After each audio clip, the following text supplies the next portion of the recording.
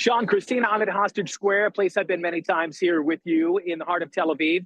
And there's a group of Orthodox men that were singing, literally jumping and dancing behind me just a moment ago, singing that the eternal people of Israel are not afraid of a long way. It's a big rally going on here, but it's a mixed feeling. Let me tell you what I know about the hostages, the deal, and then we'll get into a little bit more, okay?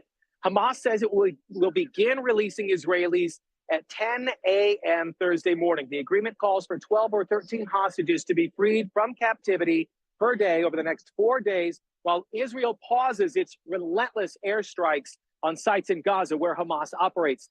Israeli media reporting the first 50 will include 30 children, 8 mothers, 12 women. The terrorists agreed to allow the Red Cross to visit the remaining hostages and provide medical assistance to those who need it. In return, Israel will release 150 female and teenage Palestinian terrorists.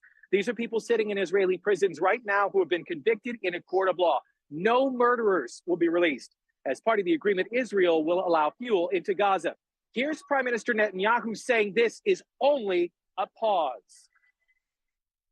יש בחוץ דיבורי הבל. I would like to make it clear, we are at war. We will continue the war until we achieve all our objectives, eliminate Hamas, return all our hostages and missing persons, and ensure that there will be no element in Gaza that threatens Israel.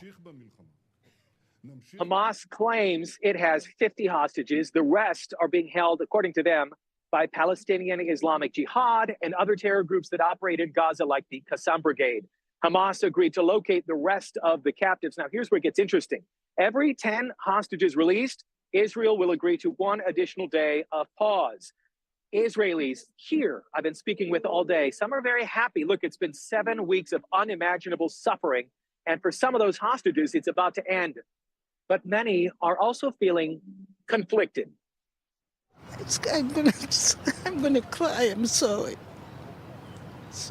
Just thinking about the families who are not going to hear the good news.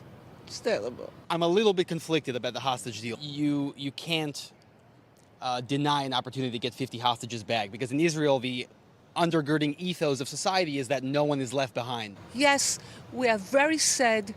It is a Holocaust what we passed, no words, but we are going to win. A 3-year-old American girl whose parents were murdered is expected to be among the first 50. We're working to confirm whether there may be another 2 more Americans, so that's 3. But we're working on that.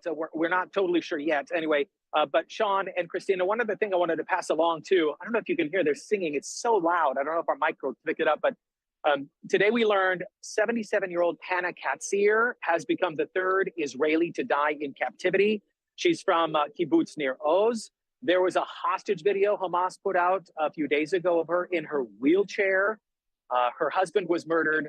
Her son is still being held hostage in Gaza. Sean, Christina, back to you.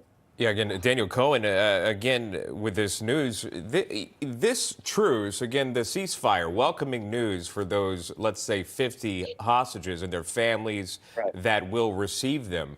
But if the numbers are correct, and Daniel, you can talk more about this, but it's reported that there were more than somewhat 240 hostages. So there will be some disappointed families at this time as well. I think everybody understands. I hear you, Sean. And everybody understands 50 is better than 0.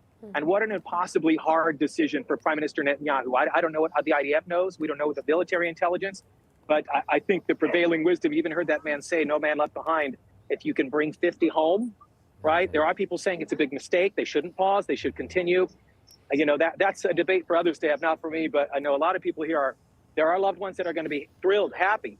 And they really should. They were saying at least women and children, mothers, they're releasing, you know, at least them, right? And it's just the beginning. And hopefully, like Prime Minister Netanyahu said, it's for 4 days. It's not going to be, there probably will be international pressure to extend that and to keep that pause. It's a pause. It's not a ceasefire. They're pausing. But Prime Minister Netanyahu said it's a pause. We will continue to decimate, dismantle, destroy Hamas. That's the ultimate goal, and to bring all the rest of the hostages back to Israel.